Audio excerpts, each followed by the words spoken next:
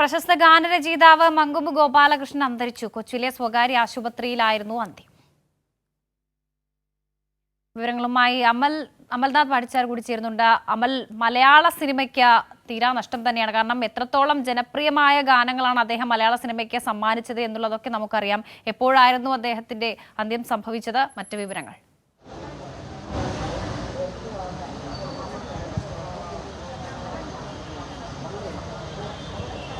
വർഷ, തീർച്ചയായും ഇപ്പോൾ സൂചിപ്പിച്ചതുപോലെ തന്നെ വലിയ നഷ്ടം തന്നെ മലയാള സിനിമയ്ക്ക് എന്ന് തന്നെ പറയേണ്ടിയിരിക്കുന്നു. കാരണം ഏകദേശം 52 വർഷങ്ങൾക്ക് മുൻപ് മലയാള സിനിമാ ലോകത്തേക്ക് വന്ന വ്യക്തിയായിരുന്നു മങ്കൊമ്പ് ഗോപാലകൃഷ്ണൻ. അതായത് പി ഭാസ്കരൻ, ഒപ്പം തന്നെ വയലാർ പോലുള്ളവർ അവരുടെ ഒരു സമയത്തേക്ക് ഈ മലയാള സിനിമാ ലോകത്തേക്ക് എത്തുന്നു. പിന്നീട് തൻ്റേതായ ഒരു സ്ഥാനം ഉണ്ടാക്കി മലയാള സിനിമാ ലോകത്ത് ഉണ്ടാക്കിയെടുക്കാൻ വേണ്ടി സാധിച്ച വ്യക്തിയാണ് മങ്കൊമ്പ് ഗോപാലകൃഷ്ണൻ.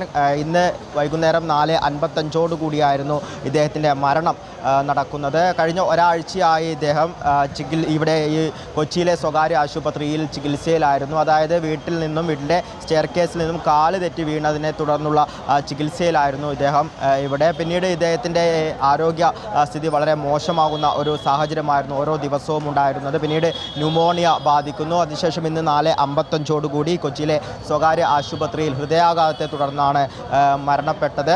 ഇപ്പോൾ സൂചിപ്പിച്ചതുപോലെ തന്നെ വലിയ രീതിയിലുള്ള സംഭാവനകൾ മലയാള സിനിമാ ലോകത്ത് നൽകിയിട്ടുണ്ട്. ഒപ്പം തന്നെ നാടക രംഗത്തും ഇദ്ദേഹത്തിൻ്റെ രചനകൾ ഉണ്ടായിട്ടുണ്ട്. ഏകദേശം 200ഓളം ഗാനങ്ങൾ ഇദ്ദേഹം മറ്റു ഭാഷകളിൽ നിന്നും മൊഴിമാറ്റുകയും ചെയ്തിട്ടുണ്ട്. 700ഓളം ഗാനങ്ങളായിരുന്നു ഇദ്ദേഹം രചിച്ചത്. ഇദ്ദേഹം ഒരു ഗാനരചയിതാവ് എന്നതിന് അപ്പുറം മറ്റ് പല രംഗങ്ങളിലും, അതായത് ചലച്ചിത്ര മേഖലയിൽ വലിയ രീതിയിലുള്ള സംഭാവനകൾ ഇദ്ദേഹം നൽകിയിട്ടുണ്ട്. 10ഓളം സിനിമകൾ ഇദ്ദേഹം സംഭാവനയായി നൽകിയിട്ടുണ്ട്. അത്തരത്തിൽ വിവിധ മേഖലകളിൽ ഇദ്ദേഹം മലയാള സിനിമാ ലോകത്ത് സംഭാവന നൽകി എന്ന് തന്നെ പറയേണ്ടിയിരിക്കുന്നു. അതിൽ എടുത്ത് പറയേണ്ട ചില കാര്യങ്ങൾ 1975 രക്ഷാർച്ചന കണ്ടു മടങ്ങുമ്പോൾ എന്ന ഗാനം തന്നെയാണ്. അതിനുശേഷം ഓരോ വർഷവും അദ്ദേഹത്തിൻ്റെ ഹിറ്റ് ഗാനങ്ങളായിരുന്നു മലയാള ലോകത്ത് കാണാൻ വേണ്ടി സാധിച്ചിട്ടുണ്ടായിരുന്നത്. ഒപ്പം തന്നെ ഇപ്പോൾ അന്യഭാഷകൾ തർജ്ജമ ചെയ്തു എന്ന് പറയുമ്പോൾ, മൊഴിമാറ്റം ചെയ്തു എന്ന് പറയുമ്പോൾ അതിലേറ്റവും ശ്രദ്ധേയമായത് ബാഹുബലി എന്ന സിനിമയാണ്. ആ സിനിമയിലെ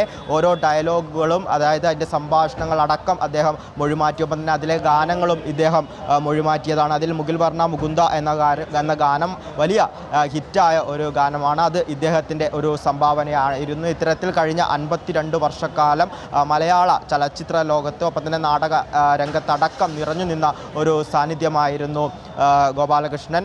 ഇദ്ദേഹം ആലപ്പുഴ സ്വദേശിയാണെങ്കിൽ പോലും കഴിഞ്ഞ കുറേ കാലമായി കൊച്ചിയിലെ വൈറ്റില തൈക്കുടം ഭാഗത്തായിരുന്നു ഇദ്ദേഹത്തിൻ്റെ താമസം ഉണ്ടായിരുന്നത്. എന്നാൽ ഇന്ന് വൈകുന്നേരത്തോടു കൂടി, അതായത് ഏകദേശം 5 മണിയോടുകൂടി ഇദ്ദേഹം ഹൃദയാഘാതത്തെ തുടർന്ന് ഇവിടെ ഈ സ്വകാര്യ ആശുപത്രി ചികിത്സയിൽ കഴിയുന്നതിനിടെ അന്തരിക്കുകയായിരുന്നു. വർഷം.